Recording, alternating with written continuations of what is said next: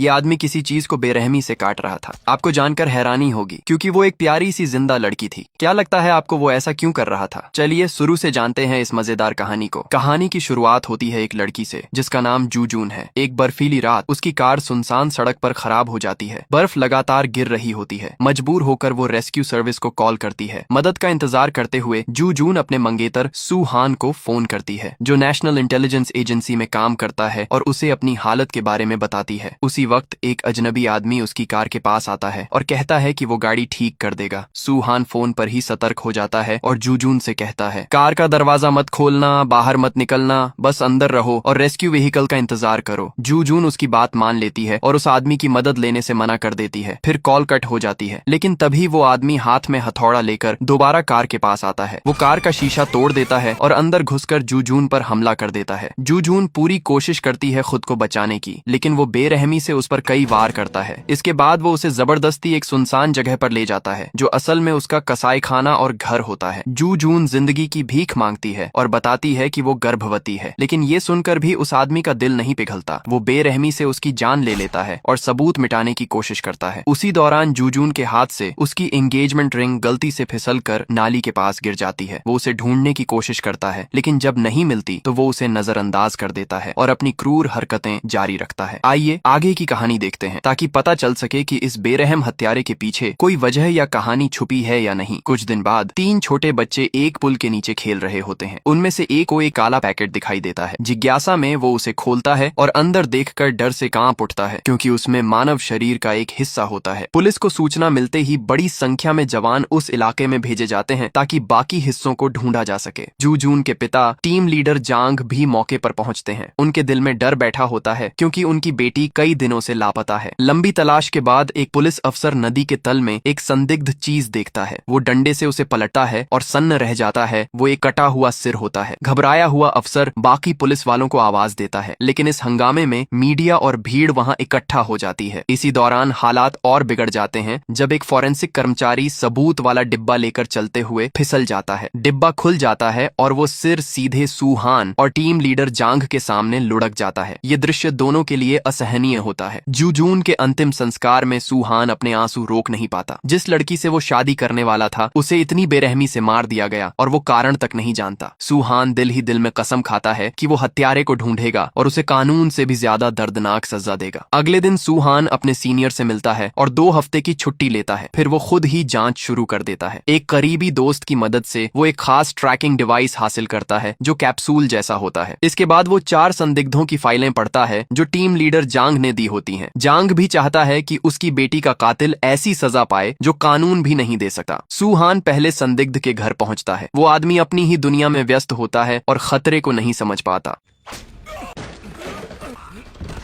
सू हान उसे पकड़कर कुर्सी से बांध देता है और जूजून की तस्वीर और उसकी कार दिखाता है, लेकिन पूछताछ के बाद ये साफ हो जाता है ये आदमी कातिल नहीं है। गुस्से से भरा हुआ सू हान उसे चेतावनी देता है और आगे की तलाश में निकल पड़ता है। दूसरे संदिग्ध के पास पहुंचकर वो देखता है कि वो आदमी बाइक से डिलीवरी कर रहा होता है। सू हान उसकी बाइक को टक्कर मारकर रोकता है और नीचे उतरते ही उससे पूछताछ करते हुए गुस्से में उसे मारता है, लेकिन जांच के बाद ये भी साफ हो जाता है कि वो आदमी भी कातिल नहीं है। निराश होकर सू हान घर लौट आता है, लेकिन अपनी मजबूत इच्छा शक्ति से वो खुद को संभाल लेता है। फिर उसकी नजर तीसरे संदिग्ध की तस्वीर पर जाती है। उसका नाम है क्योंग चुल। उसी समय क्योंग चुल अपने अगले शिकार की तलाश में होता है। एक सुनसान जगह पर बस का इंतजार कर रही एक जवान लड़की उसकी नजर में आ जाती है। वो पोलाइट आवाज और अच्छे बर्ताव के साथ उस लड़की को लिफ्ट देने के लिए पूछता है। फिर वही जो उसने पहले किया था, वो उस लड़की को बेहोश कर देता है जैसा उसने पहले जूजून के साथ किया था। वो उसे अपने ठिकाने तक ले जाता है और बेरहमी से मार देता है। अगले दिन सू हान क्योंग चुल की तलाश शुरू करता है। वो उसके माता पिता के घर इंश्योरेंस एजेंट बनकर पहुंचता है। वहां से पता चलता है कि क्योंग चुल काफी पहले घर छोड़ चुका है, यहाँ तक कि अपने बेटे को भी। किस्मत से उसका बेटा जानता है कि उसका पिता कहाँ रहता है। सू हान बिना समय गवाए उस जगह पहुंचता है और घर में घुस जाता है। क्योंग चुल वहां नहीं होता तो सू हान आसानी से तलाशी लेता है। उसे अलमारी में कई महिलाओं के कपड़े मिलते हैं। साथ ही एक गुप्त दरवाजा भी मिलता है जो सीधे उस जगह तक जाता है जहाँ वो अपने अपराध अपराध करता था। तभी सूहान की नजर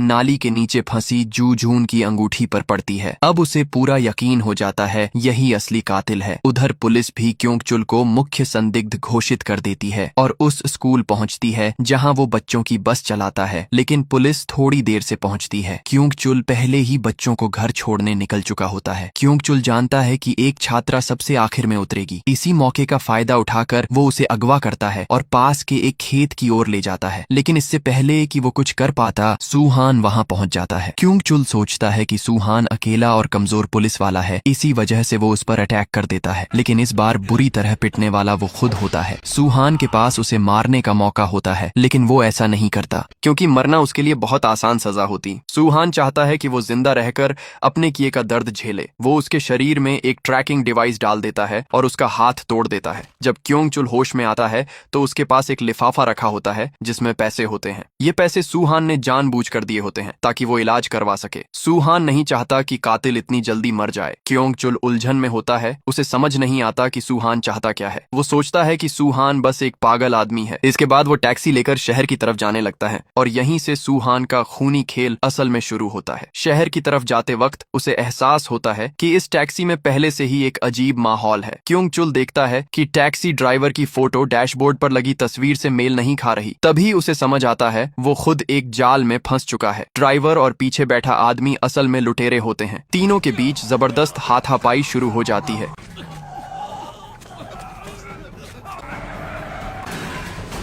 लेकिन इस बार क्योंगचुल ज्यादा तेज निकलता है। वो दोनों को मार देता है और टैक्सी अपने कब्जे में ले लेता है। पीछे देखने पर उसे असली टैक्सी ड्राइवर की लाश मिलती है। वो तीनों शवों को जंगल में फेंक देता है और गाड़ी लेकर निकल जाता है। सुबह होते ही वो एक प्राइवेट क्लिनिक पहुंचता है ताकि अपनी चोटों का इलाज करा सके। वहां एक नर्स को देखकर उसकी बीमार सोच फिर से जाग जाती है। वो चोरी छिपे मेडिकल स्टोर रूम में छुप जाता है। जैसे ही नर्स अंदर आती है वो दरवाजा बंद कर देता है और उसे उसके कपड़े उतारने के लिए मजबूर करता है। नर्स घबरा जाती है और अपने कपड़े उतारने लगती है, लेकिन इसी समय सूहान वहां पहुंच जाता है। ट्रैकिंग डिवाइस की वजह से उसे पहले ही सब पता चल चुका था। दरवाजे के लॉक उसके लिए कोई बड़ी बात नहीं होते। वो अंदर घुसता है और एक बार फिर क्योंगचुल को सबक सिखाता है और बहुत बुरी तरह मारता है। जाने से पहले सूहान उसकी एड़ी को गंभीर रूप से जख्मी कर देता है और नर्स से कहता है कि उसकी इलाज कर दे और उसे जिंदा रखे, क्योंकि वो उसे अब भी और तड़पाना चाहता है। होश आने पर क्योंगचुल खुद को फिर उसी टैक्सी में पाता है। अब उसे शक होने लगता है कि सूहान उसे हर बार कैसे ढूंढ लेता है। उसे ये खेल बिल्कुल पसंद नहीं आता। गुस्से में वो चिल्लाने लगता है कि जो भी उसे छेड़ेगा वो उसे मार डालेगा। इसी दौरान टैक्सी खराब हो जाती है और बीच सड़क में रुक जाती है। वो आगे की तरह एक दूसरी गाड़ी लूटने की कोशिश करता है, लेकिन सामने निकल आती है सेना की गाड़ी। मजबूरी में वो सैनिकों से मदद मांगता है और एक दोस्त के घर तक पहुंचता है। इस बीच सूहान लगातार उसका पीछा कर रहा होता है। टीम लीडर जांग उसे फोन करके समझाते हैं कि अब बहुत हो चुका है, बाकी काम पुलिस पर छोड़ दे। जू जून की बहन भी सूहान से कहती है कि बदला लेने से कुछ वापस नहीं आएगा, लेकिन नफरत अब सूहान को पूरी तरह पागल कर चुकी होती है। वो फोन काट देता है और आगे बढ़ता है। क्योंगचुल अपने दोस्त ताईजू के घर पहुंचता है, जो खुद भी एक खतरनाक किलर है। ताईजू और उसकी लवर दोनों की सोच भी घटिया होती है। जब ताईजू को पता चलता है कि कोई क्योंगचुल को लगातार तड़पा रहा है तो वो अंदाजा लगाता है कि शायद वो उसके किसी शिकार का रिश्तेदार है। अब उसे जूजून की अंगूठी याद आती है जो उसने सूहान के हाथ में भी देखा है। फिर वो जूजून के बारे में उल्टा सीधा बोलने लगता है। ये सुनते ही सूहान पूरी तरह गुस्से से भर जाता है। सूहान फैसला करता है कि अब वो उस दरिंदे के घर में घुसकर उसे सबक सिखाएगा। घर के अंदर उसे एक लड़की मिलती है जिसे वो दरिंदा मारने वाला था। सूहान लड़की की जान बचा लेता है। वो दरिंदे की गर्दन दबाता है